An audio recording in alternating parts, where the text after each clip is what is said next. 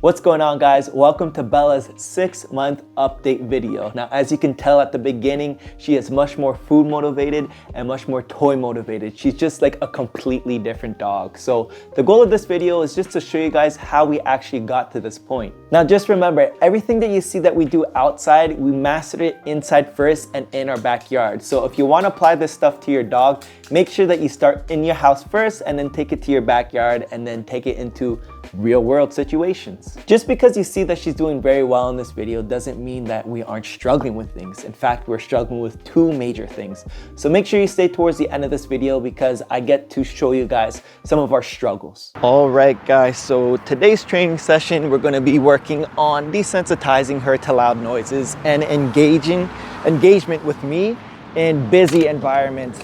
So we've been to this cross section before a couple of times and she does pretty well over here. And I just brought her place because it's something familiar to her. You're gonna see as soon as I take her out, she's gonna run like straight to the place just because she knows what to do, right? It just gives her a little bit more clarity. So we're gonna go over. You see she's even gonna go right over here. Good girl, mama. Heel. Good girl. Yeah. Good job, mama. She has a Good. Good girl. She has an auto sit. Sometimes she goes down, but I want her in a sit. Heel. Good girl. Yes. Good job. Place. Good girl. Now, some dogs feel a little uncomfortable playing in new surroundings, like in loud places. So your dog may not want to, but Bella's pretty comfortable out here. So let's try. She goes crazy for this. Eat it. Good girl. Come on, come on, come on, come on. And then you're gonna see she's gonna start growling. What you got? What you got? Oh, this is perfect. So that was a motorcycle. She got very scared, you saw, completely disengaged and ran to place. Now, why did she run to place? Because she feels the most comfortable over here, which is why, again, I bring this out. So we've been doing some heel work and I've been slowly taking away the lure. As you see, I'm gonna give her a lure. She's gonna be completely with me. So I know she's good with the lure work. Yes. It's just going to the next step now. Heel.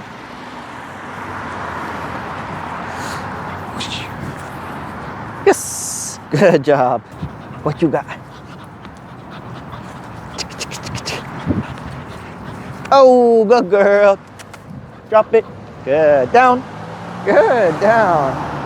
So another thing that I like to work on with her is her downstay, right? Out in these big open fields. So let's see how she does. Bella. Down. Good. And remember, down means stay. It's an implied stay. I don't need to tell her to stay. I'm going to keep going back. We're probably at like, I don't know, 40, 50 feet now. And she's still there, which is absolutely fantastic. Now, when you are teaching this stuff, you want to reward your puppy for staying in that down, right? So you have to walk back up to them and give them their reward. Do not call them back because then you're just creating anticipation for that reward. So I come back here. Here's her ball. Go get it. And there's her reward. Good girl, mama. So Bella doesn't know a lot of commands and there's a reason for that. I'm gonna show you a bunch of commands that she actually does know and try to guess why that is. Down. Yes. Good girl. Drop. Yes. Good girl. Drop. Sit. Yes. Good girl. Drop it. Yes. Good girl. Woo. Woo. Woo. Drop it. Down. Yes. Good girl. Drop it. Sit. Yes. Good girl. Woo. Woo. Bella, heel.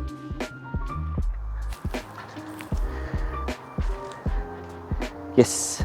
Bella, heel. Go, girl. Yes. Good girl. Okay. Whoa, wee, wee, wee, wee. So how is Bella's recall? Well, it is pretty on point, but I'm not ignorant to the fact that she's still a puppy, right? And she has those impulses. So I have her on like a 30-foot leash, and this is just for safety, right? Let's say if there's a squirrel running in this field, she is going to completely forget about me and run after that squirrel. So let's just kind of see how her recall is, just to show you guys. So she's distracted, which is great. I'm gonna step back a bit more. Probably at like 40, 50 feet now. Bella, come! Good girl. That's my girly. The goal of this training session is to create more neutrality between both of my dogs. Now, of course, I want them to be best friends and play with each other and all that good stuff, but I need them to understand when they're both out, it's not always time to play. Sometimes we'll just be chilling and that's it. This session is more for Bella than it is for Winston. The reason for that is because she is the puppy. She has those puppy tendencies and those puppy impulses. So the way that I'm working her around Winston is we're doing some luring work, we're looking for engagement and some eye contact. You'll see every now and again that she'll look at Winston, then disengage from him and look right back at me. This is because we've worked on a lot of engagement and eye contact. I want you to take a look at this clip over here. So I have Bella on place and she's just kind of looking around. I'm doing absolutely nothing, not saying her name or anything, and then bam, she looks at me and then we go on to our next task. What I'm trying to accomplish here is that I want her to look at me to find out what we're gonna do next. So doing these sessions in our backyard is going to set us up for success once we're out in the real world, right? Let's say I have her off leash one day or I have her on a long line. I don't want her to forget about me. I want her to check in with me constantly. It is finally time for me to share the two major things that we are struggling with Bella. So the first thing is just having her stay calm when she's outside of the crate. So for the most part, she is able to stay calm, but there are times where she's just unable to settle, right? As you can see in this clip over here, we have her on place and she's just unable to settle. Now I get it, she is going through this kind of puppy crazy phase, but again, this is just one of the things we're struggling with. Now the second thing is her triggers. Now she has two main triggers. Her first one is loud noises, but even more so it's people. She gets nervous around people. So in this upcoming clip, I kind of show you guys some of the training that we do to work through this. We are out here in front of Canadian Tire doing some training. Now Bella has actually already been inside this Canadian Tire before, but at this time and at this age, I know she isn't going to do well inside of the store, which is why we're doing our training outside of the store. Now what we're working on is just engagement in general, and we're kind of working on her triggers. Now I said this as soon as I got her. I've told you guys since the beginning that she is uncomfortable around people and loud noises. More so people than loud noises. But as you guys can see, she's actually staying engaged with me as people are going by. Before, when she was younger, if people were to walk up to her like that man is right over there, she would actually run off. But because we've been working on this, because we've been working on eye contact and engagement, and we built a relationship and trust, she is sticking with me. I want to point out that she's voluntarily giving me eye contact and engaging with me, right? I'm not bribing her with any treats. I don't have a treat in my hand and I'm putting it up to my forehead. Like, this is not the way that you guys get eye contact from your dog. In fact, your dog is not even giving you eye contact. Your dog is looking at the treat. So Bella's job is just, again, to engage with me and give me eye contact, and she has to stay in place. I don't care what she does on place. She could sit, she could lay down, she could stand up, she could do whatever she wants to, but she has to stay on place. And she's allowed to take in the environment, right? That's the whole point of this training. She needs to desensitize to the environment and get more comfortable with people. Guys, I want you to pay attention to this clip because she gets a little nervous and kind of unsettled here. So right there, she got up because there's a Canadian Tire guy working. He's collecting carriages and making a bunch of noises. So she's looking at him, looking at the carriages, taking it in, and then what does she do? Bam, she looks at me, and then I scatter food. The reason why I scattered food is because I want her to shift mentally, right? So she was kind of nervous about the carriages and all the noise and all that stuff. And then now she's kind of focused on the food and getting that food. She still hears the carriages. She still knows it's over there, but it just shifts her mental state. So I cut the clip a few minutes later, and we're just working on engagement and eye contact during that time. Now the same Canadian Tire worker comes back out for the rest of the carriages. Now he takes a wider turn this time, so it looks like the carriages are coming straight towards Bella. So that's loud noises coming straight towards Bella, and there's a person coming straight towards her. So what does she do? She reacts and she gets up. There's no barking or anything like that, but she gets scared. This is a reaction, guys. That's the reality of things. But I don't allow her to run away, right? I kind of anchor myself and I'm helping her through that scary situation. Now, the unfortunate thing here is that this man over here comes over and wants to say hi. Now, this is very important, guys. You have to advocate for your dogs. Bella does not like people, like I said, right? She gets nervous around them. So I create some space, right? I tell the guy that, she's nervous and please don't, approach her. Like, don't pet her. Don't do these things. You have to do this. You have to have your dog's back.